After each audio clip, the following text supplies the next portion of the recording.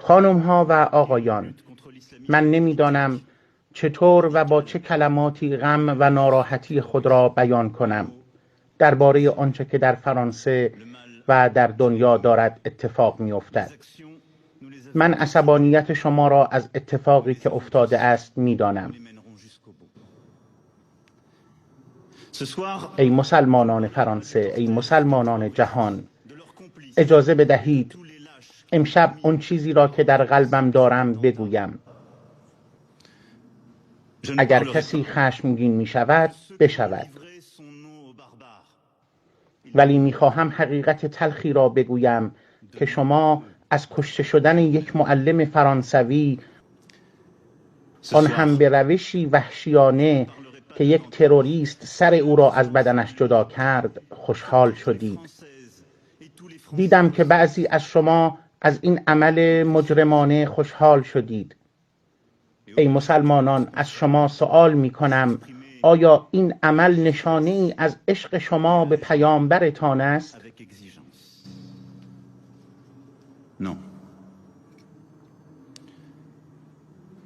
آیا قتل و انفجار و ترور روشی است که نشان می دهد شما محمد را دوست دارید و از او دفاع می کنید؟ آیا شما نمی گویید که اسلام دین مهربانی و گذشت است؟ پس چطور است که می بینم با این تروریست که معلمی را کشته اظهار علاقه می کنید و می گویید کار بسیار خوبی کرده است که سر او را بریده؟ آیا اگر پیامبر شما اینجا حاضر بود از این کار راضی می شد؟ کاری که به خاطر او انجام شده است؟ آیا پیامبرتان محمد سر کسانی را که به او توهین می کردند می برید؟ آیا پیامبر شما پیامبر رحمت نبود؟ پس مهربانی شما کجاست؟ شما می خواهید چهره خوبی از اسلام نشان بدهید. آیا این اسلام شماست؟ آیا این رفتار تروریستی ثابت می کند که اسلام دین صلح است یا برعکس؟ این جوان تروریست که این معلم را کشته است از کشورش به فرانسه به قول شما کافر آمده که زندگیش بهتر بشود، چیزی که در کشور خودش نداشت. بعد از اینکه ما همه چیز به او دادیم رفت و سر این معلم را برید. پس اگر غرب کافر است چرا به این کشور کافر می آیید؟ در کشور خودتان بمانید، ما شما را نمی خواهیم. آیا این طور نیست که بزرگان شما و علمای شما شب و روز ما را تکفیر می کنند و مردم را به کشتن ما دعوت می کنند؟ وقتی اینها بیمار می شوند به بیمارستانهای کشور ما می آیند تا معالجه شوند. این چه رفتار دوگانه است که دارید؟ شما به من می گویید به پیامبر شما توهین کرده ام، ولی اجازه بدهید که بگویم شما و دین شما به پیامبرتان محمد توهین کرده اید. آیا شما فردی به نام عمر بن خطاب را تمجید و تقدیس نمی کنید؟ او کسی است که به پیامبر شما توهین کرد و در خرد او شک کرد و گفت که او هذیان میگوید و نمیداند چه میگوید.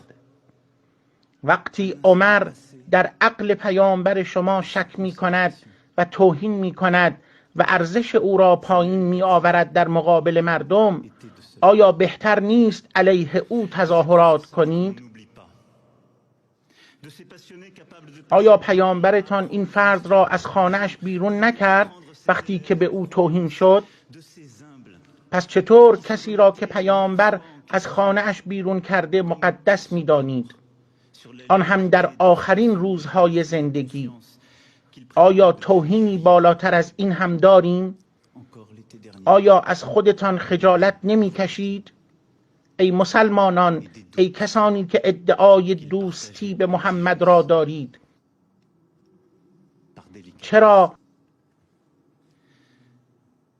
چرا اکنون در چهره شما خشم را نمی بینم برای کاری که عمر با پیامبرتان کرد؟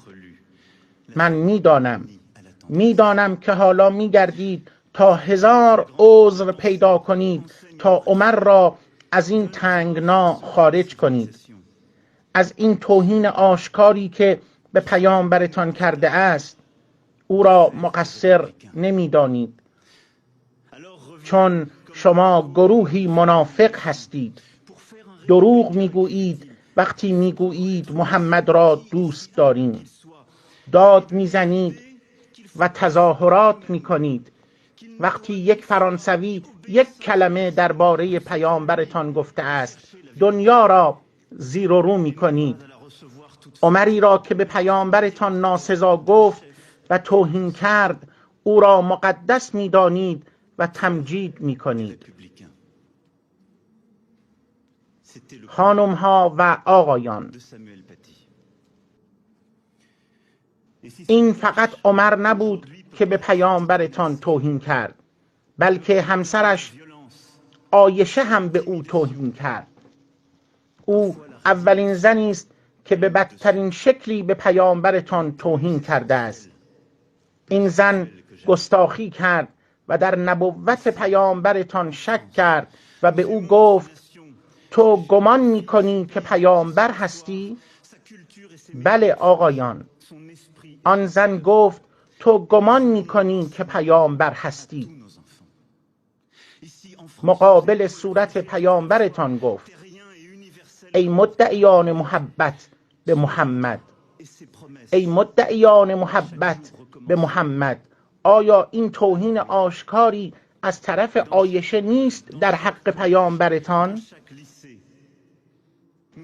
آیا این توهین به محمد نیست در مقابل اصحابش؟ آیا می آیید علیه او تظاهرات کنید و شعار بدهید و یا رسول الله بگویید؟ نه، هرگز نمی کنید، برای اینکه شما منافق هستید. این یک حقیقت است. شما ادعای عشق به محبت دارید، شما ادعای عشق و محبت به محمد دارید، ولی میبینیم که این فقط روی زبان شماست، لقلقه زبان شماست. اگر محمد را دوست داشتید از این زن و از عمر بیزاری می جستید، چرا که به پیامبرتان توهین کرد و تظاهرات جهانی راه می انداختید ضد آنها. آقایان، توهین‌های عایشه اینجا تمام نمی شود. او به پیامبرتان می گوید تو سخن بگو ولی حق بگو.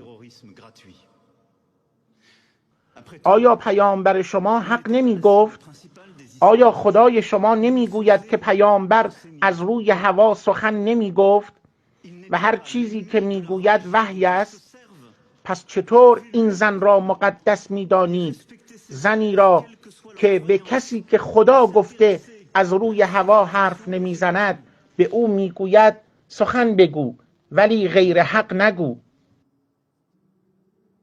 و به او می گوید تو گمان می کنی که پیامبر هستی. کیست که به محمد شک می کند و به او اهانت می کند؟ فرانسه یا عایشه؟ آقایان، درویی و نفاق بس است. آقایان، این زن به پیامبر شما حمله می کرد.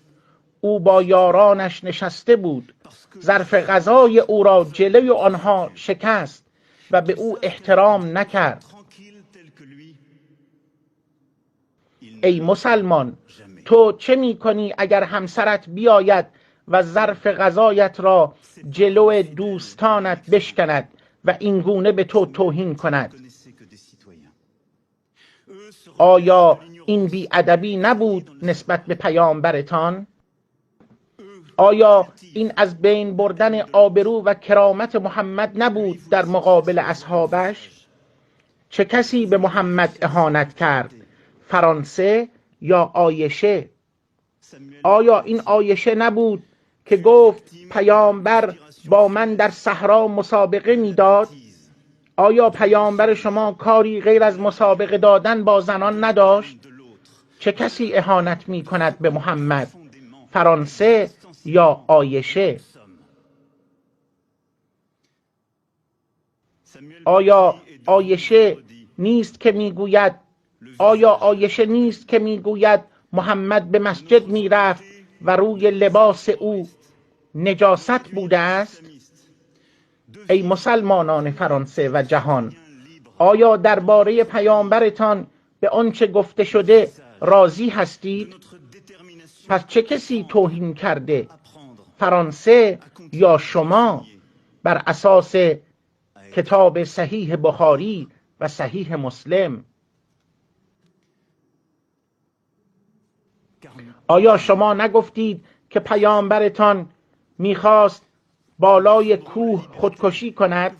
آیا اینطور پیامبرتان را ترسیم میکنید؟ آیا این همان پیامبری است که برای ما ترسیم میکنید؟ پیامبرتان میخواهد خودکشی کند؟ بعد از این حرفهایی که درباره فرانسه میگویید که به پیامبر اهانت کردیم، از شما عذرخواهی نمی کنم. من عذرخواهی نمی کنم هرگز. کاری که این معلم کرد 1% کاری نیست که آنها کردند. کسانی که آنها را مقدس می دانید، من تکرار می کنم، من هرگز عذرخواهی نمی کنم از شما تا وقتی که شما از پیامبرتان عذرخواهی کنید، تا شما علیه آنهایی که به پیامبرتان توهین کردند تظاهرات کنید. در آن هنگام بخواهید که عذرخواهی کنند.